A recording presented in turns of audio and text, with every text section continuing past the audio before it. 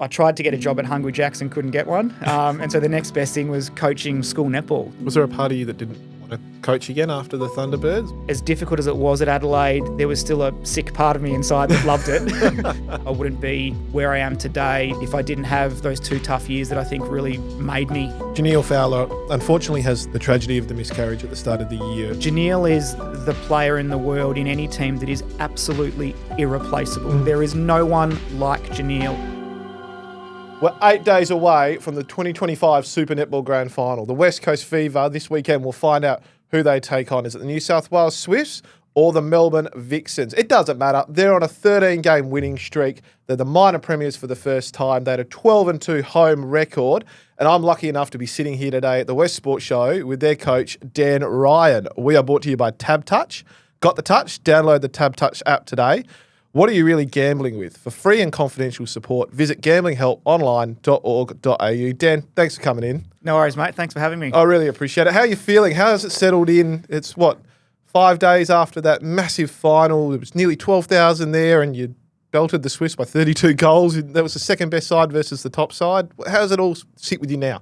Yeah, look, I think upon reflection, it was an incredible performance in that major semi-final. And I think, certainly an element of, being surprised in parts in how dominant we were across the 60 minutes. I don't think we ever expected to win by 32.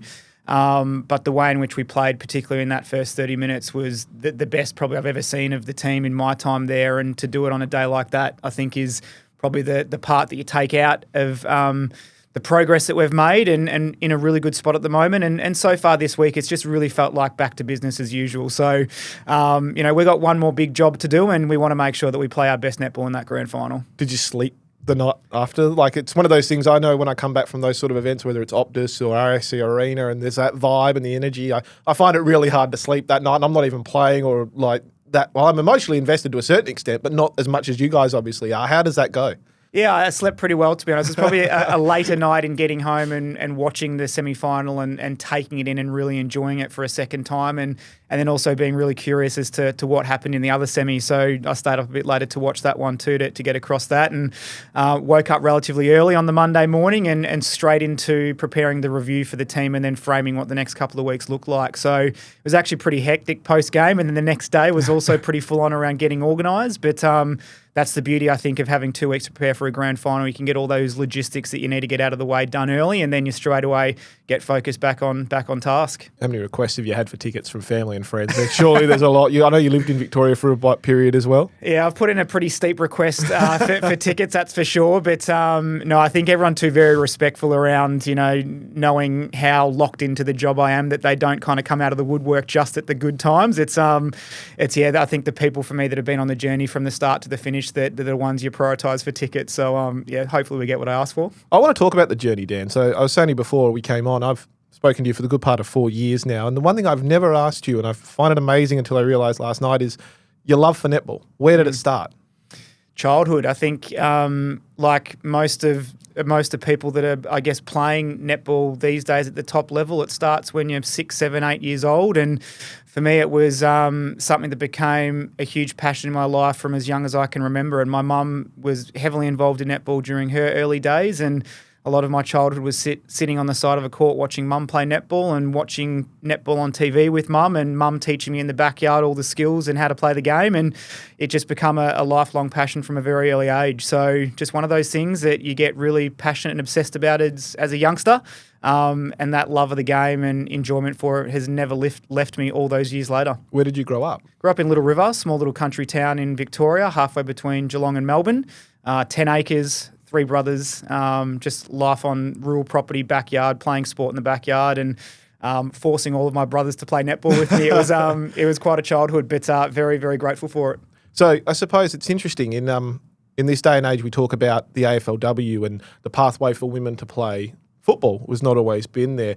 The pathway for men to play netball is not as common as it probably is now as it used to be. How How did you find that as a young man growing up wanting to play netball? Was there an avenue? Did you see it? How did you sort of navigate that? Yeah, it's a really interesting one because I think a lot of the journeys that the AFLW athletes have gone on, there's a lot of synergy between, I think, what it was like for a young boy playing netball with, being the only boy in a female-dominated sport, and then vice versa, girls being, a handful of girls playing in a male-dominated sport. So the synergy between those two pathways was really similar. And I think, a lot of boys grew up playing netball either with their sister or whatever it looked like in younger ages. And then when you turn 12, you can't actually play in the girls' teams anymore. And that's obviously changed over time now. But I was quite lucky that when I turned 12, the association where I was playing netball, Crow Netball Association, actually created their first ever mixed competition so I could keep playing.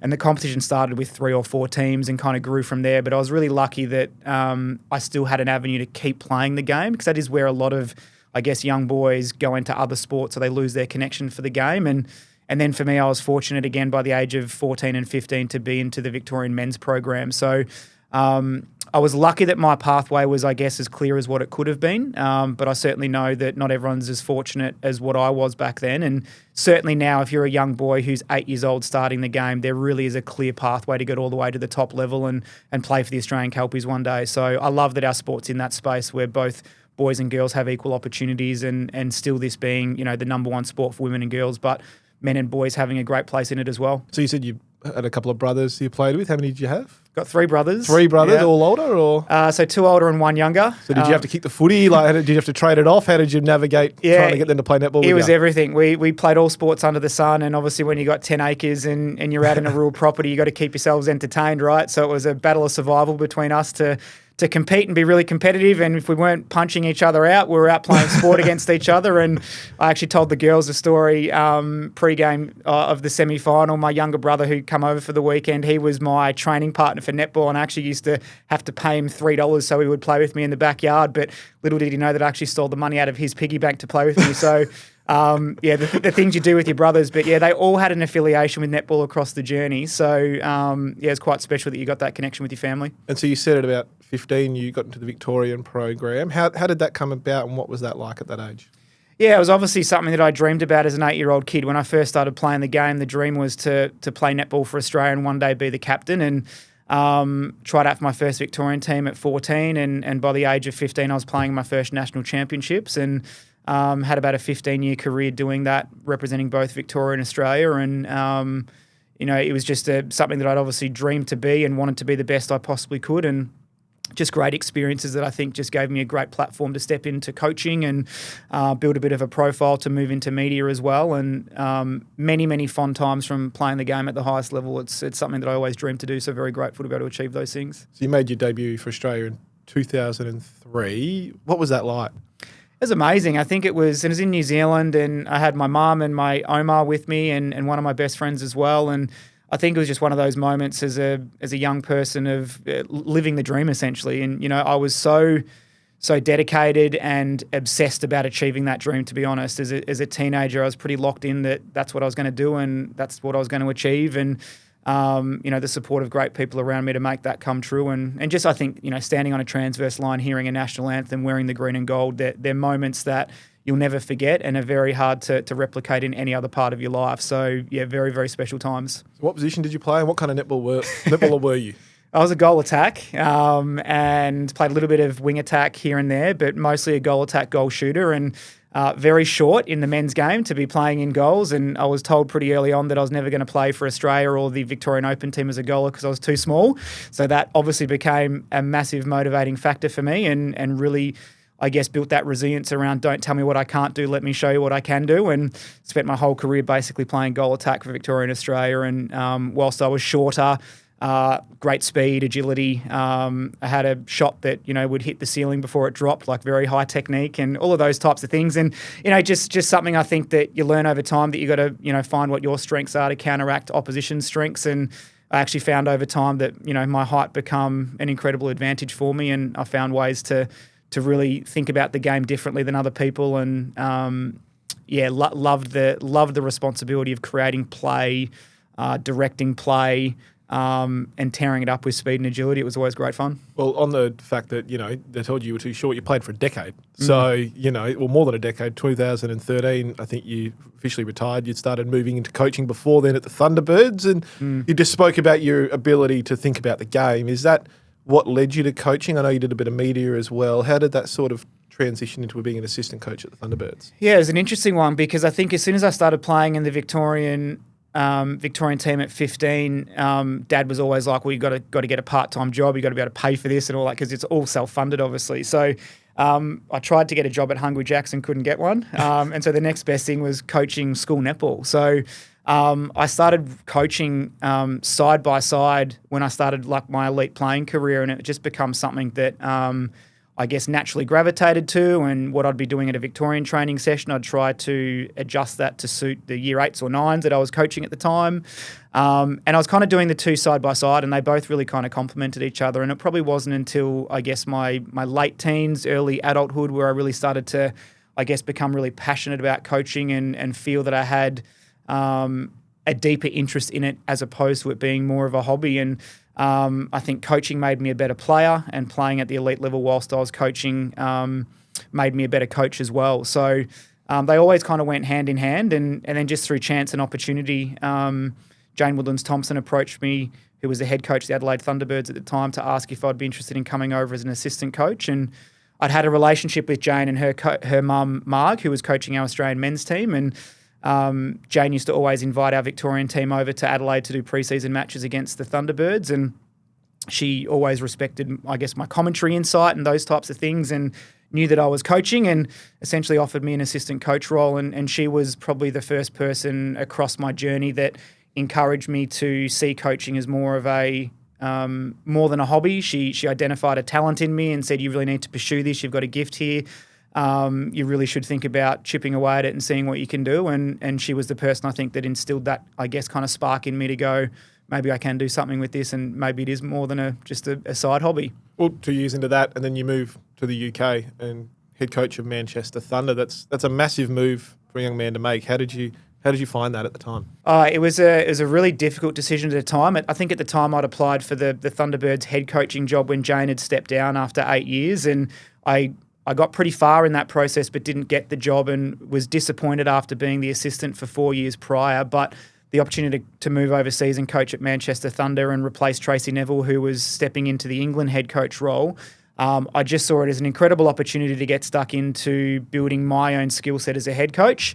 And also just having a really great life experience, living abroad, not knowing anyone, having to build a whole new network, living over the other side of the world, like all these great things that in your late 20s have great life experiences. And that 2016 season and year, should I say, was one of the best personally and professionally that I ever had. And probably one of the best years of my life to date for a number of different reasons. But it was a big, brave move to go and leave your family and friends and jump over the other side of the world. But it was one of the best moves I've ever made. And then you end up coaching the Thunderbirds for 2 years in 2017 and 2018. So obviously, do you feel like you came across back to Super Netball, which is the best comp in the world, really, a better coach and better prepared than maybe you would have a year before?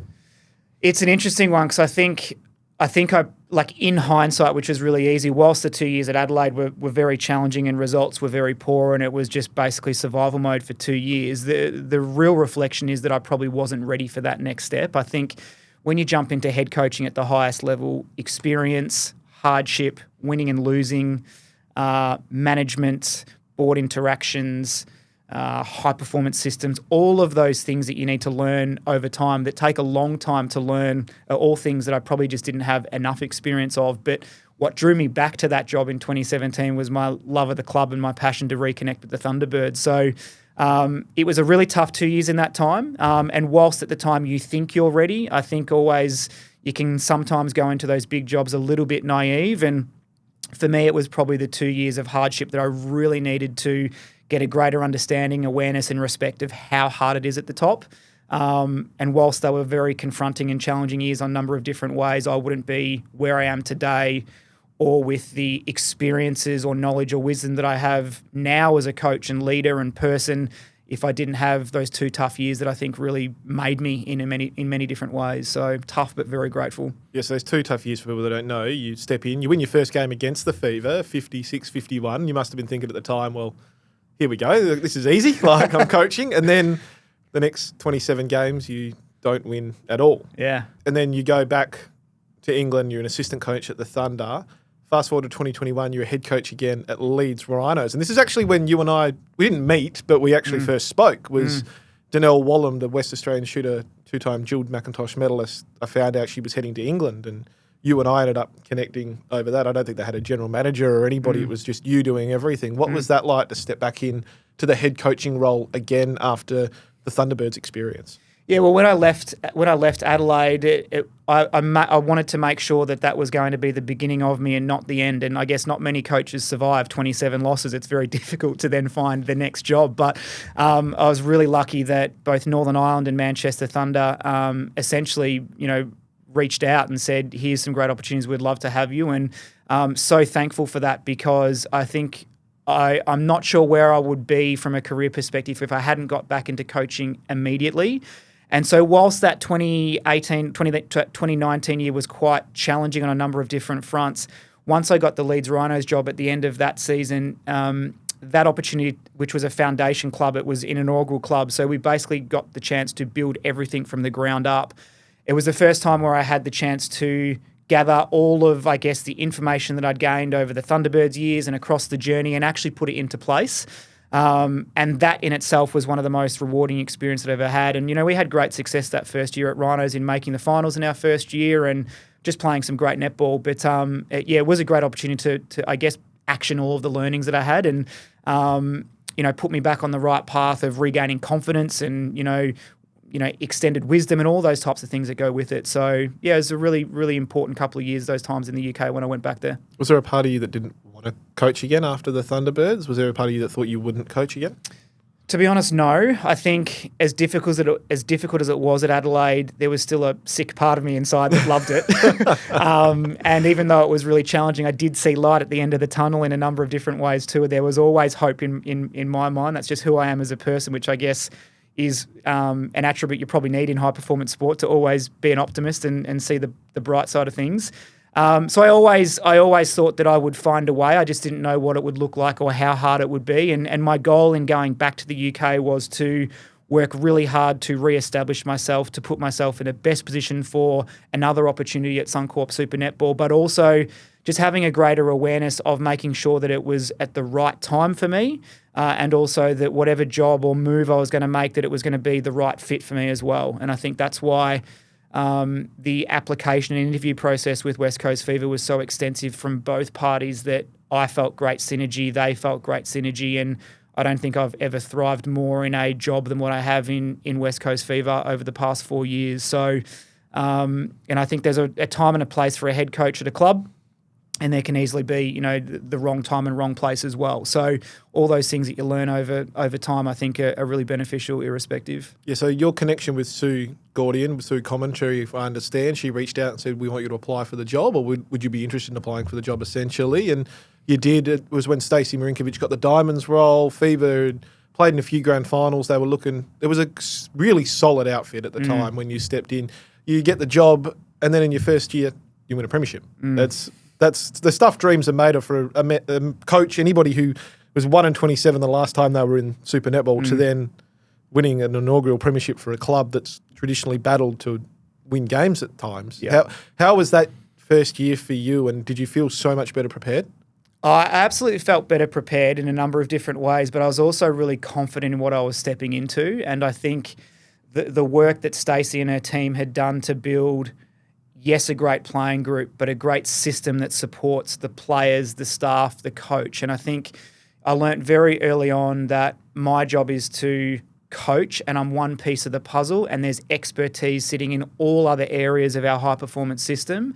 And the playing group and the team wasn't far off from getting to where they wanted to go to. Just a couple of things needed to change for us to take the next step. And so my whole vision going into it was to add value to what was already in place and really dive deep into the areas that perhaps were holding the team back from getting to the furthest point and winning the competition, and that was my focus. And I think when you step into something that is very good and very close, you've got to do your homework to identify where the gaps might be and dive deep into that stuff, but also be really respectful of all of the work that has gone before that has put the team and the club in a really great position. So it was a different experience than what I'd had in all of my other experiences in my career. But also it was a great experience in a number of different ways to be able to come in and try and add value and see if I could help take the team to where it had never been before. And essentially that's what we got to do. But it was a full collective effort from club and team and everyone involved to get to that point in time. So as a shooter yourself, obviously that's where you specialise in coaching. I've seen the pool noodles and the wacky stuff with Sasha when she was here, and then you also moved Alice out of goal attack and tried her at wing attack. And then, so how did you formulate that? And then you obviously get this enormous, I suppose, privilege, not to put words in your mouth, but to coach Jhaniele Fowler-Nembhard, who is by far a generational talent and the best player in the world at the moment. Like how do you look at doing that? And then how do you complement yourself with another coach defensively to ensure that you've got the best of both worlds? Like I'm assuming you obviously know your stuff about defence, but how do you ensure that you've got both handled? Yeah, I think the relationship between your assistant coach is really important, and I make sure within our coaching team that we have expertise in the shooting circle, the midcourt, and the defence end. And my area of expertise is definitely more so as an attacking coach, and I cast an eye over defence, but put great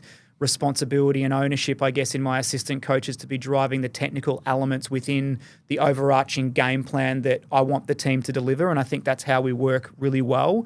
And the balance I have at the moment in the coaching cohort is we have all those box ticks ticked. And, I had that with Belinda Reynolds too when I first arrived, as Belinda being a great defensive coach. And then I was able to complement that skill set in attack. And I think probably when I come in, you're just having a look at the game plan and where it's at and the skill set of the players and perhaps where the gaps were and what themes or strategies or structures needed to be implemented to take it to the next level. But I think just having that balance across your coaching cohort and knowing where your strengths lie, and also making sure you've got a support system around you that enhances other parts of your coaching too. So, it's a really important one. And then last 2 seasons, you've been so good during the seasons, but you've fallen just short in prelim heartbreaks. Was there a part of you that thought at any stage that we might have missed our chance in the last 2 years for another premiership? And then especially when Jhaniele Fowler comes up to you and says to you that I'm pregnant and going to miss the season. Yeah, no, I never look at it as like missing our chance, because I think you always, and the reality of this competition is that any team on their day can beat anybody. And, whilst we still see ourselves as being in a premiership window with the depth of talent we have and the strength of our system at the moment, I think it's really about making sure that you're showing up in the moments that matter. And I look at both of our last 2 preliminary finals where we've lost by a goal, we've fallen short in key moments, and they've been very small margins. And I think I probably I'm more connected to probably the 2024 season with this new cohort that we put together, is at our best, we were good enough to win and we were capable of winning, but we didn't quite have the maturity that we needed under real pressure to know what we needed from each other to handle those moments and thrive in those moments. And essentially that's become the driving force behind what this campaign has been. And when you lose by very small margins, as one of my mentors said to me, it is so hard to go from third to first as it is to go from 8th to the top 4 or 8th to first, because you're talking about minute details, small percentage things. But if you're really clear on what those things are and you're prepared to be really accountable and chip away and chip away and chip away, the impact you can have can be vast. And I think that's why I'm really proud of what the playing group has achieved so far this year, is their willingness to dive into the areas that we need to get better at, to ensure that we're giving ourselves the best possible opportunity to be ready when the moment comes. I want to talk about a sensitive thing, and I want to talk about it from 2 aspects. So Jhaniele Fowler unfortunately has the tragedy of the miscarriage at the start of the year. You're planning on without her.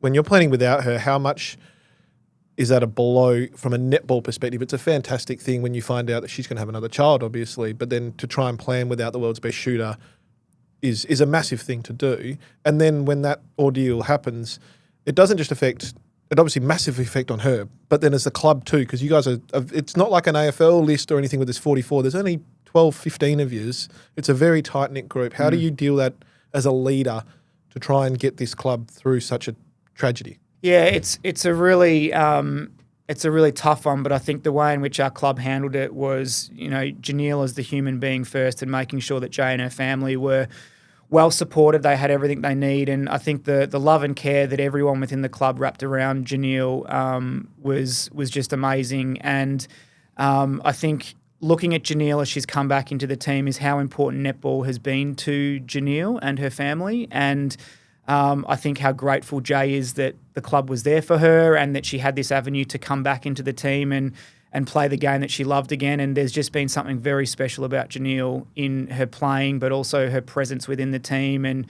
who she is as a human being. And whilst we've always loved and respected Jhaniele wholeheartedly, there's just been a whole new layer of that this year in what she's given to us and what we've given to her as well. And I think that's been something that's been incredibly special. And to go back to your first question around life without Jhaniele, Jhaniele is the player in the world in any team that is absolutely irreplaceable. There is no one like Jhaniele. And, the Thunderbirds have done a really great job without Shamira Sterling. They haven't quite got to where they wanted to go to, but someone like a Jhaniele will have an enormous impact when she's not on the court or in the team. And anyone that thinks otherwise is naive to the fact. And I thought we did a great job in pre-season in adapting to a new way of life without her, but when she's come back into our team, it's not just what she does in terms of scoring goals, it's the power of her as a person and how she makes everyone feel. And she is the person that has this great spirit that makes everyone feel like they can run through a brick wall and do anything.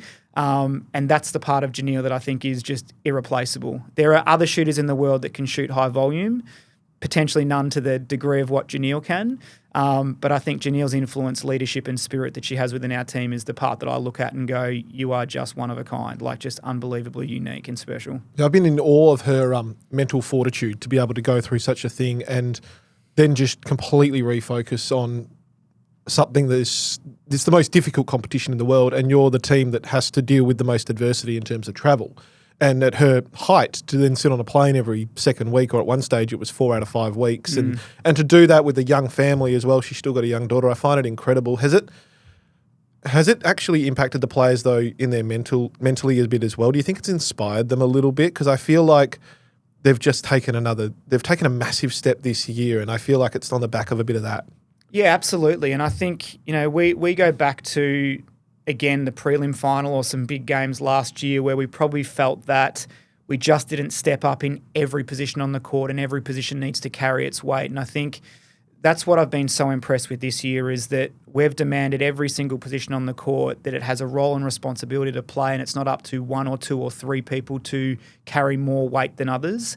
And every player has the responsibility to demand that from themselves, but also to demand that from each other. And so there's no passengers. And I think we've seen consistently with our group 10 players hitting the court, playing to their strengths, pulling their weight, making sure that the bib they're wearing is contributing to the team's performance, and no other position is burdened by somebody else's ability not to stand up in moments. And I think that's been a real key for us. And I definitely think, when you hear our team speak in the change rooms after games around the acknowledgement that they give to each other's performances and contributions in the game, this is a playing group that is seriously playing the game very, very hard for each other. And, I look at our 2 little goal attacks, Shanice Beckford and Olivia Wilkinson, and their desire to make the goal attack bib just lethal. I think that's the stuff that you're looking at.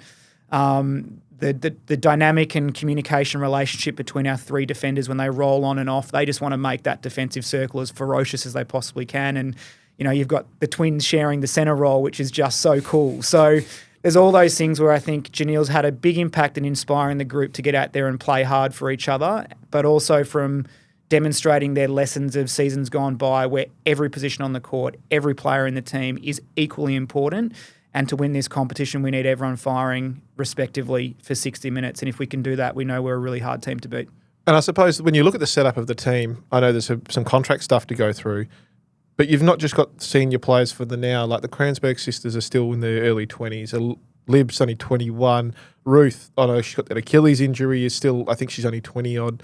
Sunday's still in her mid-20s. Like you're a very young squad, so you've not only set up for the now, but you've got a really strong foundation for the future. You must be pleased, regardless if that's you're still involved down the track or not, that the club is set up really well with some strong leaders as well as players. Yeah, I think it's a really important one. And, when Sue Gordian stepped into the general manager role and introduced this club mentality of being really synergised from fever all the way down to the reserves, to the 19s, to the 17s, that connection we have from the top to the bottom is so important to our pathway success and our succession planning. And I look at our squad now, and as you touched on, our senior players have so much more to give. Our emerging talent are SSN material. Our youngsters coming through the system are the best of under 21s types of players. And then, also noting too, we've won the SN Reserves competition. So our next layer of players in WA here is in a really healthy spot. And it's fair to say it hasn't always been that way, but the work that the team and Guy Keane in particular as our talent coach has put into developing that next cohort of players to understand what it looks like and feels like and what's required to play for West Coast Fever, and the synergy we have in our language and game plans and all that type of thing through the club is actually what's put us in a really healthy position here in netball and WA. And I'm really excited for our present, but also really excited for our future, and can see already the next generation of players that are going to be the ones that carry the flag for West Coast Fever in the years to come, which not all clubs get the chance to be in that position, but it's something that we need to really protect, and we need to continue to evolve it and enhance it, because we've worked really hard to get our club here, and we just want to keep pushing forward now. So, but I suppose pushing forward, it's all you're thinking about is 8 days' time, Rod Laver Arena, packed house, Swifts or Vixens, we're not sure yet. When you close your eyes, what's the perfect game from your side to win? No margin or anything, but what are you envisioning that the team just does for 60 minutes out on court that ensures that you're flying home with a trophy? Yeah, for me, it always just comes back to being able to show up and stand up and do what you know how to do on days like that. And I think we're so connected to West Coast Fever standards, and we know that when our standards are humming from a key performance metric in our game plan, in the style of play, the confidence, the connection, we know that we're really hard to beat. And that's what I want more than anything from the playing group, is just to play and do what they know how to do at the standard that we know how to do it. And knowing that if we can do that and everyone pulls their weight and every position is dangerous and damaging and threatening, then we can achieve what we want to achieve. But it's much easier said than done. But I think the way the group has already attacked training this week, they're locked into what they want to achieve and who they want to become. And for me, grand final day is really about just showing up and doing what you know how to do really well. And hopefully we've got our best performance in us yet. And then from a personal side, do you sit back at all and reflect that the boy from country Victoria is on the verge of a second premiership, and considering the journey we've just spoken about? Not yet. I try not to. I've been really deliberate this year to make sure that I'm in the moment, and any time that my mind will daydream or wander, which will happen naturally to everybody and all of us when you work in sport and you get so close to the end. It's just pulling yourself back into the present moment and making sure that you're ticking all the boxes and doing what you need to. And I think the moment of reflection we'll all have as a group will be when the job is done. But we certainly know there's a lot more hard work ahead of us over the next week and a bit to make sure we're really ready for the grand final, so that we can show up and play some great netball. But so far, so good, but certainly one more big giant leap to take. Well, I think Perth is absolutely turning green this next week. It's going to be fantastic. We wish you all the best. It's going to be part of history. It's 14 in a row. It's a second premiership. It's something that's going to be the pride of WA. So we really do wish you the best, Dan and the girls, and hope you bring it back for us. Thanks, mate. Appreciate it. This has been the West Sports Show. We are brought to you by Tab Touch. Got the touch? Download the Tab Touch app today. What are you really gambling with? For free and confidential support, visit gamblinghelponline.org.au.